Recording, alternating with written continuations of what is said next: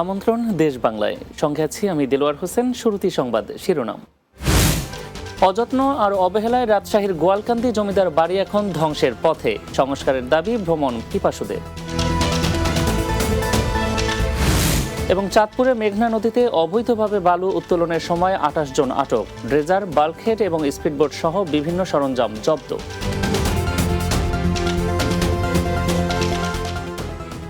শুনছিলেন শিরোনাম, এবারে বিস্তারিত। জমিদারি প্রথা শেষ, কিন্তু ইতিহাস ও ঐতিহ্য নিয়ে কালের সাক্ষী হয়ে দাঁড়িয়ে আছে রাজশাহীর গোয়ালকান্দি জমিদার বাড়ি। সংস্কার ও সংরক্ষণের অভাবে বাড়িটি এখন ধ্বংসের পথে। এটি সংরক্ষণ করতে পারলে ভ্রমণ পিপাসুদের কাছে আগ্রহের কেন্দ্রবিন্দুতে পরিণত হবে বলে মনে করেন স্থানীয়রা। রাজশাহী থেকে সহকর্মী অজয় ঘোষের তোলা ছবি এবং বিজয় ঘোষের প্রতিবেদন, জানাচ্ছেন সুরাইয়া সীমা। রাজশাহীর বাগমারা উপজেলার গোয়ালকান্দিতে জমিদার বাড়িটি অবস্থিত। কবে নাগাদ এই জমিদার বাড়ি প্রতিষ্ঠিত হয়েছে তার কোনো সঠিক তথ্য জানা যায়নি। তবে ১৯৪৭ সালে ভারতবর্ষ ভাগের সময় জমিদার বংশধররা ভারতে চলে গেলে গোয়ালকান্দি জমিদার প্রথা বিলুপ্ত হয়। বর্তমানে জমিদার বাড়ির একটি ভবনে ইউনিয়ন পরিষদের কার্যক্রম পরিচালিত হচ্ছে। অপর ভবনগুলো লিজ, ক্রয় বা বিনিময় সূত্রে দখল হয়ে আছে। সংস্কারের অভাব, অযত্ন আর অবহেলায় জমিদার বাড়িটি ধ্বংসের পথে। কারুকার্য খচিত দরজা জানালাগুলোর কিছুই অবশিষ্ট নেই। খসে পড়েছে মূল স্থাপনার নানা অংশ। চুরি হয়ে গেছে মূল্যবান পাথরসহ আসবাবপত্র। স্থাপত্য শৈলীর অনুপম নিদর্শনে মুছে যাওয়ার পথে। আমাদের এই জমিদার বাড়ি আস্তে আস্তে ভাঙ্গা ছিল, সবকিছু নষ্ট হয়ে যাচ্ছে। সরকারের কাছে বিশেষভাবে আবেদন জানাচ্ছি, আমাদের এই ঐতিহ্যবাহী জায়গাটা সংস্কার করা হোক। জমিদার বাড়িটি সংরক্ষণের দাবি জানান এই জনপ্রতিনিধি। সংস্কার প্রয়োজন। সংস্কার যদি করা হয় তাহলে সরকারিভাবে এখানে আমাদের প্রাচীন যে সভ্যতার যে রাজবাড়িগুলো, এগুলো আমাদের পূর্ণতা পাবে এবং দর্শনীয় স্থান হিসাবে এটি একটি উল্লেখযোগ্য একটি স্থান হিসাবে রূপান্তরিত হবে। গোয়ালকান্দি জমিদার বাড়িতে রয়েছে ৩টি দৃষ্টিনন্দন ভবন, মন্দির, পুকুর ও অসংখ্য গাছগাছালি। একসময় কারুকার্য খচিত রংমহলগুলো ঝলমলে থাকলেও এখন তা মলিন। Desk report, Bangla TV. চাঁপাইনবাবগঞ্জে সাবেক প্রধানমন্ত্রী ও বিএনপি চেয়ারপারসন বেগম খালেদা জিয়ার রোগ মুক্তি ও সুস্থতা কামনায় সমাজের অসহায়, দরিদ্র, খেটে খাওয়া ছিন্নমূল মানুষের মাঝে শীতবস্ত্র বিতরণ করা হয়েছে। শিবগঞ্জ বালিকা উচ্চ বিদ্যালয় মাঠে জেলা বিএনপির সাবেক সদস্য ও সাবেক ছাত্রনেতা মোহাম্মদ সাদিকুর রহমানের উদ্যোগে এসব শীতবস্ত্র বিতরণ করা হয়। এ সময় উপস্থিত ছিলেন উপজেলার স্বেচ্ছাসেবক দলের সাবেক আহ্বায়ক আহসান হাবিব, উপজেলা যুব দলের সাবেক সভাপতি জাহিদুল ইসলাম জাহিদ সহ অন্যরা। টঙ্গীর বিশ্ব ইজতেমা ময়দানে হামলা ও মুসল্লিদের হত্যাকারীদের দ্রুত গ্রেপ্তার ও সাদপন্থীদের কর্মকাণ্ড বন্ধের দাবিতে নোয়াখালীর বেগমগঞ্জে বিক্ষোভ মিছিল ও সমাবেশ অনুষ্ঠিত হয়েছে। উপজেলার নরোত্তমপুর ইউনিয়ন পরিষদের সামনে মিছিল ও সমাবেশ করেছে সম্মিলিত উলামায়ে কিরাম, তৌহিদি জনতা ও মুসল্লিরা। হযরত মাওলানা মাসুদুর রহমানের সভাপতিত্বে সমাবেশে নরোত্তমপুর ইমাম কমিটির উপদেষ্টা মুফতি ইব্রাহিম আজিম, ইমাম কমিটির সভাপতি মাওলানা শহীদুল্লাহ, মুফতি ইউসুফ, মাওলানা হাবিবুল্লাহ কামাল সহ অন্যরা বক্তব্য রাখেন। চাঁদপুরে মেঘনা নদীতে অবৈধভাবে বালু উত্তোলনের সময় ২৮ জনকে আটক করেছে কোস্টগার্ড। এ সময় বালু উত্তোলন কাজে ব্যবহৃত 2টি ড্রেজার, 2টি বাল্কহেড এবং 2টি স্পিডবোট ও একটি কাঠের নৌকা জব্দ করা হয়। চাঁদপুরের মেঘনা নদীতে কালীরচর সংলগ্ন এলাকায় অবৈধ ড্রেজার এবং বাল্কহেড উচ্ছেদকল্পে অভিযান পরিচালনা করে বাংলাদেশ কোস্টগার্ড চাঁদপুর ও গজারিয়া স্টেশন। পরে কোস্টগার্ড সদর দপ্তরের মিডিয়া কর্মকর্তা লেফটেন্যান্ট কমান্ডার মোহাম্মদ সিয়ামুল হক এ তথ্য জানান। খুলনা মার্কাজ মসজিদে সাদপন্থীদের যাবতীয় কার্যক্রম স্থায়ীভাবে নিষিদ্ধ করে লিখিত নির্দেশ জারি করার দাবিতে সংবাদ সম্মেলন হয়েছে। খুলনা মার্কাজ মসজিদের সামনে এ সংবাদ সম্মেলন অনুষ্ঠিত হয়। সংবাদ সম্মেলনে লিখিত বক্তব্য পাঠ করেন মার্কাজুল উলুম মাদ্রাসার নায়েবে মুহতামিম মুফতি আবদুল্লাহ ইয়াহিয়া। এ সময় উপস্থিত ছিলেন মাওলানা মুস্তাক আহমেদ, মুফতি জিহাদুল ইসলাম সহ আরও অনেকে। জামালপুরের ইসলামপুরে জাতীয় পার্টির প্রেসিডিয়াম সদস্য ও Bangladesh sustainable and renewable energy অ্যাসোসিয়েশনের প্রেসিডিয়াম সদস্য পদে নির্বাচিত হওয়ায় মোস্তফা আল মাহমুদকে সংবর্ধনা প্রদান করা হয়েছে। ইসলামপুরে মোস্তফা ফ্রিল্যান্সিং ইনস্টিটিউটের আয়োজনে ইনস্টিটিউট প্রাঙ্গণে মোস্তফা ফ্রিল্যান্সিং ইনস্টিটিউটের সকল শিক্ষার্থীদের পক্ষ থেকে সংবর্ধনা দেওয়া হয়।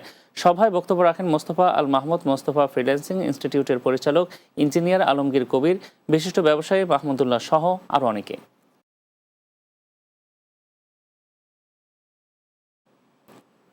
দেশ বাংলায় নিচ্ছি এবার ছোট্ট একটা বিরতি। ফিরে আসার পর অন্যান্য সংবাদের সাথে আরও যা থাকছে। বস্তায় আদা চাষের সফল চাঁপাইনবাবগঞ্জের কৃষকরা, বাজার দর ভালো থাকায় লাভের আশা, সার্বিক সহযোগিতার আশ্বাস কৃষি বিভাগের।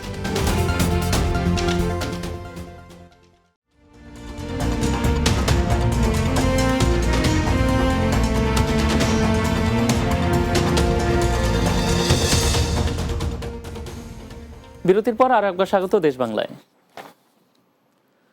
বস্তায় আদা চাষে সফল হয়েছেন চাঁপাইনবাবগঞ্জের কৃষকরা, বাজার দর ভালো থাকায় লাভের আশা তাদের। কৃষকরা জানান, বস্তায় আদা চাষে উৎপাদন খরচ কম, ফলে দাম ভালো পাওয়া যায়। লাভজনক হওয়ায় আগ্রহী হচ্ছেন অনেকেই। তবে এদিকে কৃষি বিভাগ জানায়, সঠিক পরিচর্যা করলে একটি বস্তা থেকে 1.5 কেজি আদার ফলন পাওয়া যায়। চাঁপাইনবাবগঞ্জ প্রতিনিধি আজিমুদ্দিনের প্রতিবেদন, জানাচ্ছেন মাসুদ রানা। ইউটিউব দেখে গত বছর আদা চাষে উদ্বুদ্ধ হন চাঁপাইনবাবগঞ্জ সদর উপজেলার উপরাজারামপুর এলাকার কৃষক আরিফুল ইসলাম। এরপর কৃষি বিভাগের পরামর্শে পরীক্ষামূলকভাবে 580 বস্তায় আদা চাষ করেন। অতিবৃষ্টির কারণে ফলন কিছুটা কম হলেও দাম ভালো থাকায় লাভবান তিনি। এতে আগ্রহ বেড়ে যায় তার। চলতি বছর আরিফুল ইসলাম 1500 বস্তায় আদা চাষ করেছেন। আদা গাছের চেহারা দেখে তিনি বেশ খুশি। 1500 বস্তা আমি আদা চাষ করি এবং আগামী বছরে আমি প্রায় 3 থেকে 4000 বস্তা আমি আদা চাষ করব। বস্তায় আদা চাষে আরিফুল ইসলামের সফলতায় এলাকায় বেশ সাড়া ফেলেছে। অনেকেই এই ফসল চাষে আগ্রহ প্রকাশ করছেন। তুলনামূলকভাবে আপনার পরিচর্যা কিংবা খরচ কম। গাছতলাটা আদা চাষ করে তাকে দেখছি যে লাভজনক হয়েছে। আগামীতে বস্তাতে আদা চাষগুলো নিজের বাড়িতে আমরা নিজেরা করতে পারবো। আদার আমদানির নির্ভরতা কমাতে কৃষকদের বস্তায় আদা চাষে উদ্বুদ্ধ করা হচ্ছে বলে জানালেন কৃষি কর্মকর্তা। স্থানভেদে 10 থেকে 26 টাকা পরিমাণ খরচ হয় প্রতি বস্তায় লেবার সহ। তো এ থেকে আমরা যদি 1 থেকে 1.5 কেজি আদা পাই তাহলে আমার মতে এটা লাভজনক। অনেক কৃষক কিন্তু এখনো আমাদের সাথে যোগাযোগ করছে, আমরা এটা শিখাচ্ছি। বস্তায় আদাটা কিভাবে মাটিটা প্রস্তুতিটাই কিন্তু অনেক গুরুত্বপূর্ণ। এই মাটি প্রস্তুতিটা আমরা প্রত্যেক ট্রেনিংয়ে বিভিন্ন যে প্রশিক্ষণ হয় সেই প্রশিক্ষণে আমরা শেখাচ্ছি। কৃষি বিভাগ জানায়, এপ্রিল মে মাসে আদা লাগানোর সময় এবং জানুয়ারি ফেব্রুয়ারি মাসে আদার ফলন পাওয়া যায়। Desk report, Bangla TV. স্বাস্থ্য বিভাগীয় গাড়ি চালক কল্যাণ সমিতি সিলেট বিভাগ সিলেটের সাধারণ ও আলোচনা সভা অনুষ্ঠিত হয়েছে। সিলেট এমএজি মেডিকেল হাসপাতাল হলরুমে এই সভার আয়োজন করা হয়। এতে প্রধান অতিথি হিসেবে উপস্থিত ছিলেন কেন্দ্রীয় কমিটির বাংলাদেশ স্বাস্থ্য বিভাগীয় সরকারি গাড়ি চালক কল্যাণ সমিতির সভাপতি মোহাম্মদ শহীদ মিয়া। রফিকুল ইসলাম খোকনের সভাপতিত্বে এ সময় অতিথি ছিলেন সিলেট কমিটির আহ্বায়ক মোহাম্মদ হানিফ সহ অন্যান্য নেতৃবৃন্দ। রংপুরে ভুয়া দলিল তৈরি করে জমি দখল চেষ্টা, হামলা ও লুটপাটের ঘটনায় সংবাদ সম্মেলন করেছেন মুক্তিযোদ্ধার স্ত্রী ফেরদৌসী বেগম। RDRS মিলনায়তনে এই সংবাদ সম্মেলনের আয়োজন করা হয়। এ সময় ভুক্তভোগীর মেয়ে ফারজানা সুলতানা জানান, নগরীর পাকপাড়ায় কেনা জমিতে ভবন নির্মাণ কাজ শুরু করা হলে স্থানীয় সন্ধ্যারানী রাজনৈতিক দলের নেতাদের যোগ সাজশে ভুয়া দলিল তৈরি করে ওই জমির মালিকানা দাবি করেন এবং তাদের উপর হামলা ও ভবন নির্মাণের সামগ্রী লুটপাট করে। ব্যাপক উৎসাহ উদ্দীপনার মধ্য দিয়ে যশোরের অভয়নগর উপজেলার ঐতিহ্যবাহী পায়রা ইসলামিয়া ফাজিল মাদ্রাসার 50 বছর পূর্তি উপলক্ষে সুবর্ণ জয়ন্তী উদযাপন করা হয়েছে। শনিবার মাদ্রাসার মাঠে এই সুবর্ণ জয়ন্তী অনুষ্ঠিত হয়। ঐতিহ্যবাহী পায়রা ইসলামিয়া ফাজিল মাদ্রাসার অধ্যক্ষ মোহাম্মদ আব্দুল মালিকের সভাপতিত্বে অনুষ্ঠানে উপস্থিত ছিলেন ইসলামী বিশ্ববিদ্যালয় কুষ্টিয়া আল কুরআন অ্যান্ড ইসলামিক স্টাডিজ বিভাগের অধ্যাপক ডক্টর মোহাম্মদ জালাল উদ্দিন সহ মাদ্রাসার শিক্ষক শিক্ষার্থী সহ অন্যান্যরা। পটুয়াখালীর কলাপাড়ায় প্রথমবারের মতো অনুষ্ঠিত হচ্ছে খেপুপাড়া সরকারি মডেল মাধ্যমিক বিদ্যালয়ের প্রথম পুনর্মিলনী অনুষ্ঠান। বিদ্যালয় প্রাঙ্গণ থেকে একটি বর্ণাঢ্য শোভাযাত্রা বের করা হয়। পরে আলোচনা সভায় উপস্থিত ছিলেন বিদ্যালয়ের প্রাক্তন শিক্ষার্থী ও প্রথম পুনর্মিলনী উদযাপন পরিষদের প্রধান পৃষ্ঠপোষক, বিএনপির কেন্দ্রীয় নির্বাহী কমিটির প্রশিক্ষণ বিষয়ক সম্পাদক ABM মোশাররফ হোসেন, প্রথম পুনর্মিলনী উদযাপন পরিষদের আহ্বায়ক আব্দুল মান্নান সহ অন্যরা। নড়াইলে শিশুর প্রতি যৌন শোষণ প্রতিরোধে করণীয় ও সুনির্দিষ্ট পদক্ষেপ গ্রহণের লক্ষ্যে গণমাধ্যম সংলাপ অনুষ্ঠিত হয়েছে। নড়াইল শহরের চিত্রা হোটেলে বেসরকারি সংস্থা অ্যাসোসিয়েশন ফর কমিউনিটি ডেভেলপমেন্ট আয়োজিত সংলাপ অনুষ্ঠিত হয়। নড়াইল প্রেস ক্লাবের সভাপতি আলমগীর সিদ্দিকের সভাপতিত্বে এ সময় আলোচনা করেন অ্যাসোসিয়েশন ফর কমিউনিটি ডেভেলপমেন্টের প্রজেক্ট সমন্বয় এস.এম. আহসান উল্লাহ সরকার। কুষ্টিয়া আদর্শ লাইব্রেরির ত্রিবার্ষিক নির্বাচনে ভোট গ্রহণ অনুষ্ঠিত হয়েছে। শনিবার কুষ্টিয়ার আদর্শ লাইব্রেরির ত্রিবার্ষিক নির্বাচনে সকাল 9টা থেকে বিকেল 4টা পর্যন্ত ভোট গ্রহণ চলে। এতে সভাপতি পদে আশরাফুল ইসলাম লিটন, সাধারণ সম্পাদক শহীদুল ইসলাম শাহিন, যুগ্ম সাধারণ সম্পাদক পদে এম লিটন উজ্জামান সহ কার্যনির্বাহী পরিষদের 14 জন বিনা প্রতিদ্বন্দ্বিতায় নির্বাচিত হন। শুধু সহসভাপতি পদে প্রতিদ্বন্দ্বিতা হয়। মহান বিজয় দিবস উপলক্ষে হিলিতে শহীদ আবু সাইদ মুগ্ধ স্মৃতি প্রমিলা মহিলা ফুটবল টুর্নামেন্ট অনুষ্ঠিত হয়েছে। উপজেলার খট্টা মাধবপাড়া ইউনিয়নের মংলা বাজার এলাকায় মহিলা ফুটবল টুর্নামেন্টের উদ্বোধন করেন হাকিমপুর উপজেলা বিএনপির সভাপতি ফেরদৌস রহমান। খেলায় লালমনিরহাট জেলা প্রমিলা ফুটবল দল ও জয়পুরহাট জেলা প্রমিলা ফুটবল দল অংশগ্রহণ করে।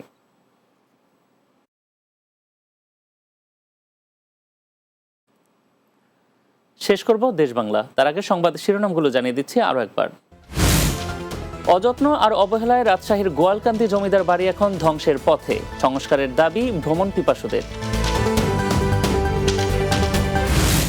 চাঁদপুরে মেঘনা নদীতে অবৈধভাবে বালু উত্তোলনের সময় 28 জন আটক, ড্রেজার, বাল্কহেড এবং স্পিডবোট সহ বিভিন্ন সরঞ্জাম জব্দ। এবং বস্তায় আদা চাষের সফল চাঁপাইনবাবগঞ্জের কৃষকরা, বাজার দর ভালো থাকায় লাভের আশা, সার্বিক সহযোগিতার আশ্বাস কৃষি বিভাগের।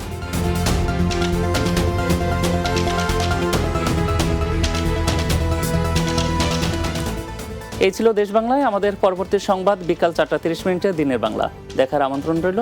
এতক্ষণ সঙ্গে থাকার জন্য ধন্যবাদ সবাইকে।